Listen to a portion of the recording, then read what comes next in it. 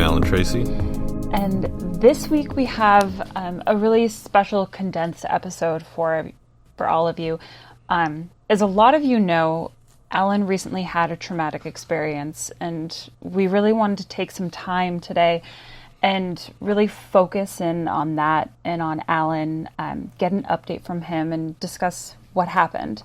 And really just check in on the better half of this podcast here. So for everyone or anyone who, might not know what happened, Alan, do you want to touch on your experience?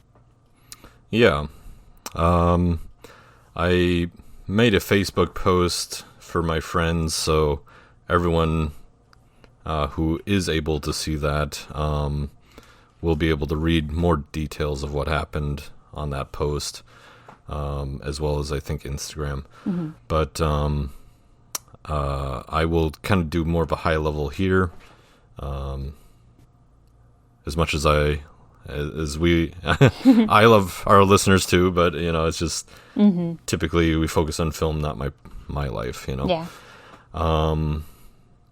I was filming at George Floyd Square a couple of weeks back, and it was 1 year, almost to the date, almost exactly, because I realized it had been a year since I had been to George Floyd Square, and I was there filming a year ago. Mm-hmm. I wanted to see the differences between, what's happening now to what happened, what it was like a year ago. So that was my motivation to go to George Floyd Square and capture some footage of like now and then. Mm-hmm. So, basically what happened, unfortunately, I was mugged and assaulted. There was a gun, and I lost consciousness at the end of the incident. That's the highlight of it. Mm-hmm. So when I came to, though, I woke up in a lawn chair next to like a neighborhood watch group, or just the neighborhood that was getting together that night for like a picnic kind of. I noticed that as I was entering the square. Mm-hmm. And for those of you who don't know what George Floyd Square is, it's basically where George Floyd died, the 4-block radius that was blocked off at that time. So when I came to, I had, they had taken everything, my phone, wallet, my camera rig, my backpack, everything I had brought into the square almost everything. But I just remember being like, what happened? It's like, I knew everything up until the moment I was basically knocked out. Mm-hmm. The last thing I remember before I was knocked out was seeing my glasses on the sidewalk, and then the next thing I knew, I woke up in that chair. I was just grateful at that moment to be alive, and grateful to the people that had basically either dragged me out of there or picked me up and moved me like a half a block away from there. Yeah.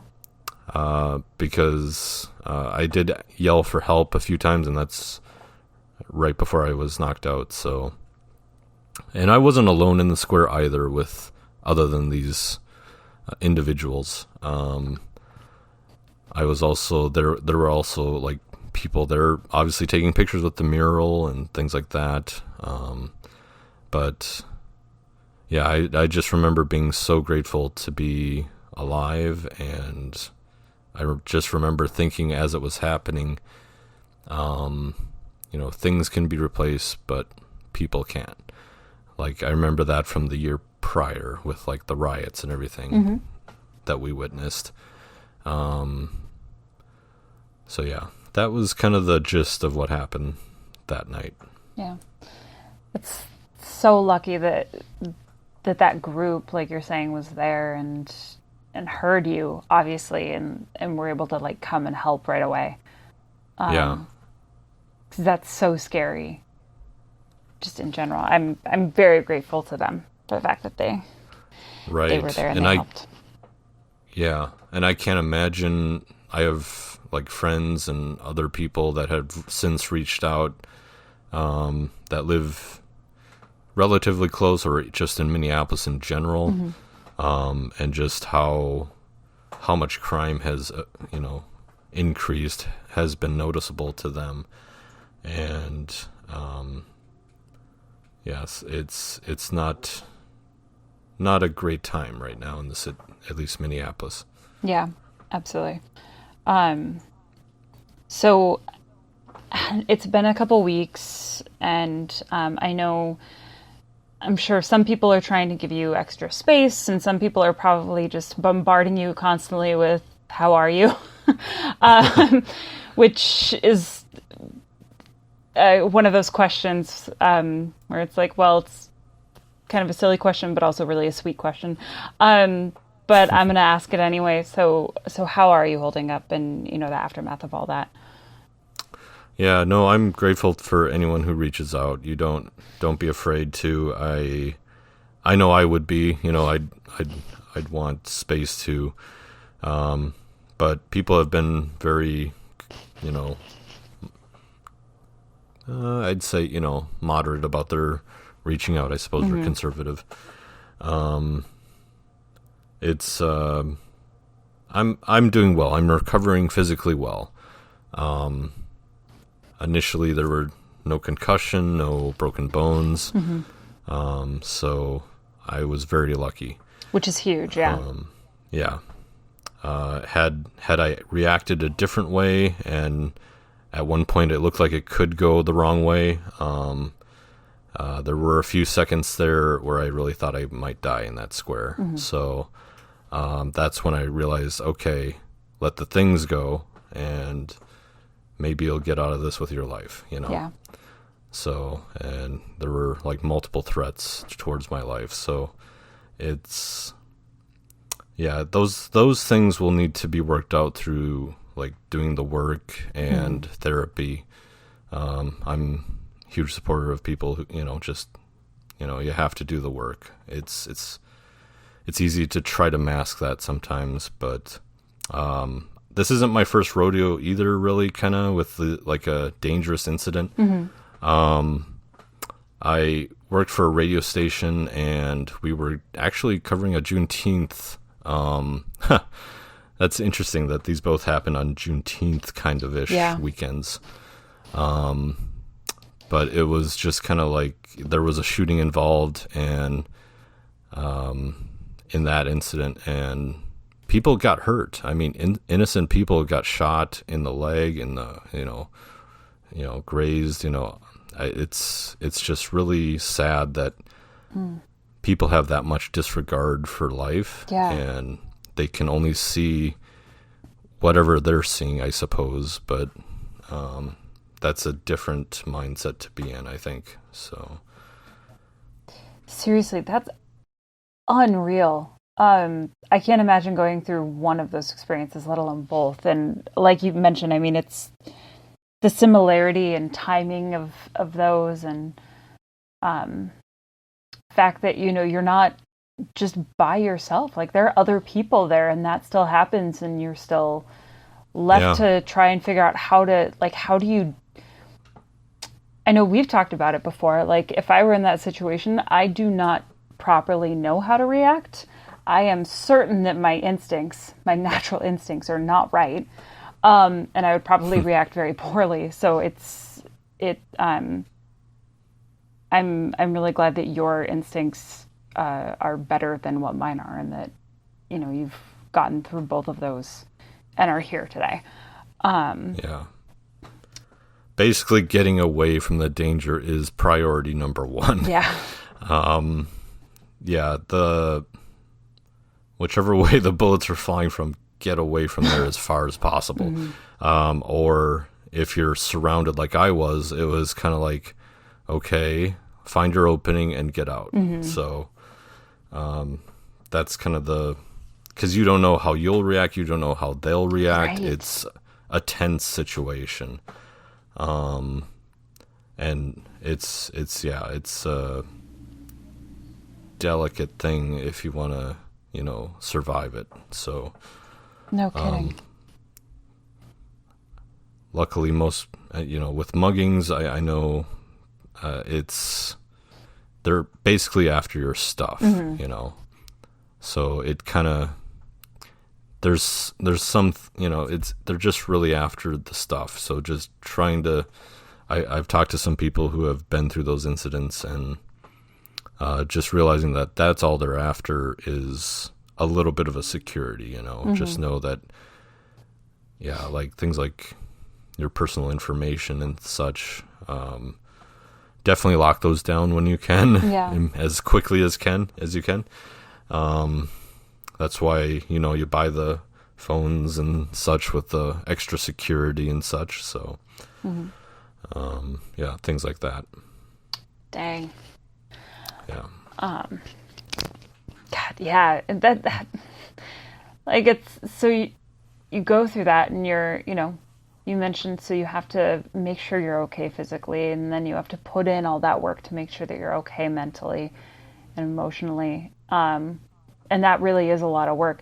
But then, on top of that, having to deal with all that stuff, like make sure that your, identity is safe, and all the things that I'm so sorry. Like the first week was like, the only thought I had was rebuilding my life. Like that kept me busy, like focused on that instead of the trauma I have to deal with after the aftermath,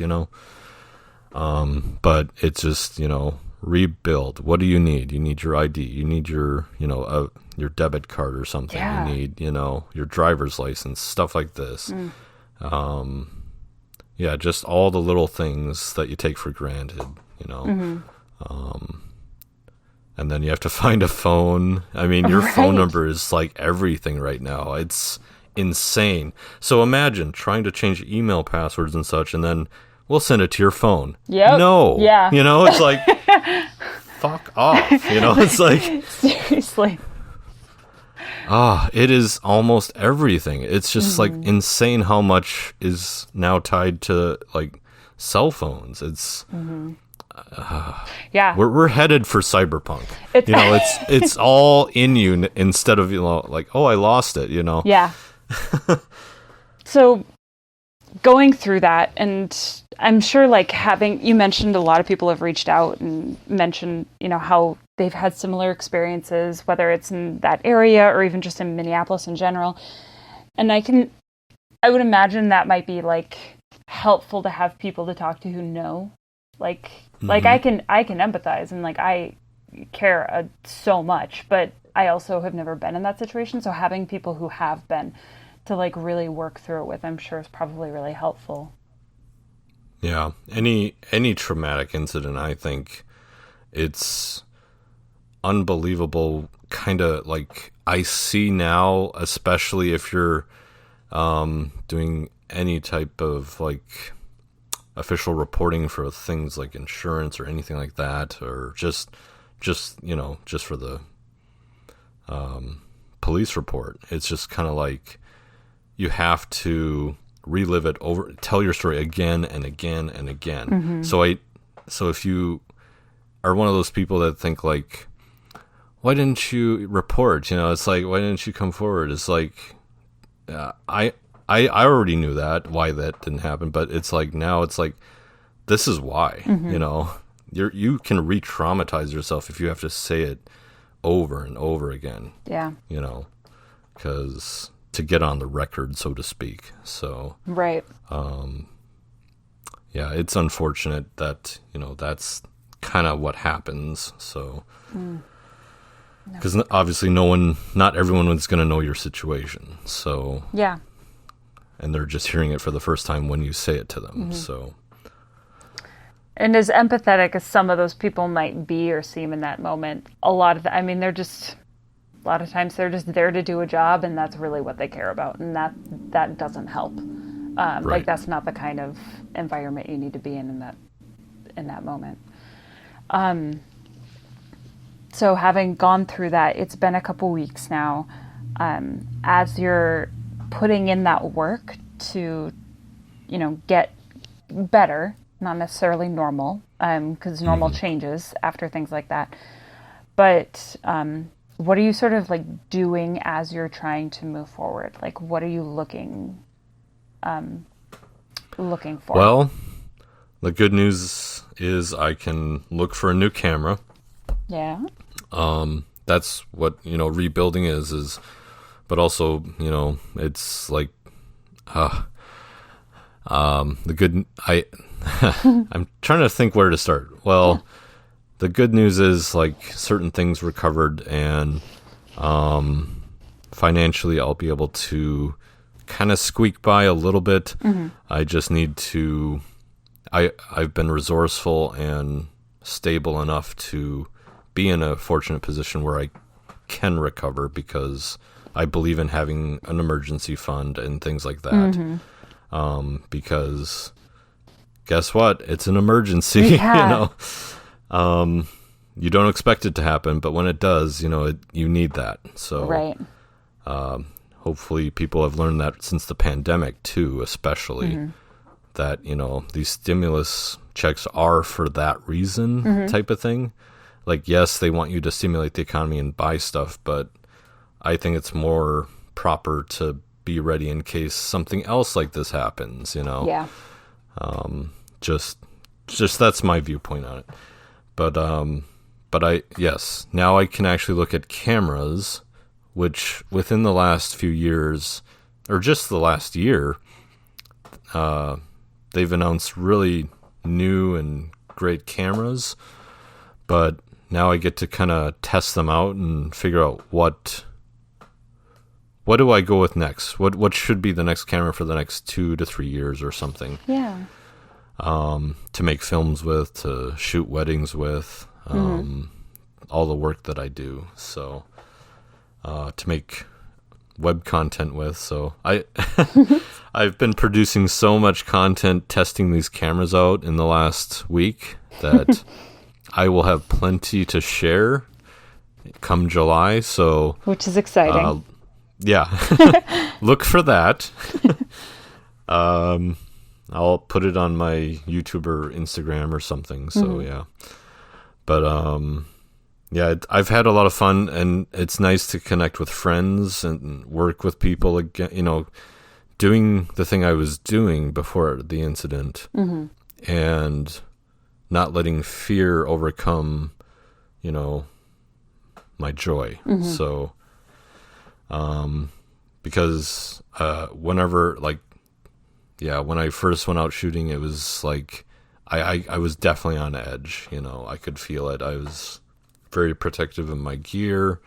Granted, it's not the same situation where I'm going, Right. but it could happen anywhere. So, just being aware of my surroundings is heightened all that more.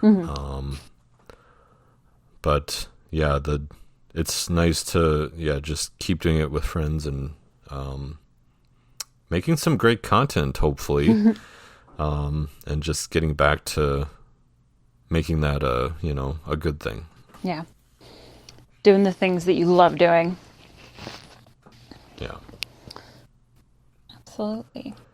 Well, I guess, kind of the note I'll leave on is, life is precious. It can be taken in an instant, and when you least expect it too, obviously, and unfortunately. I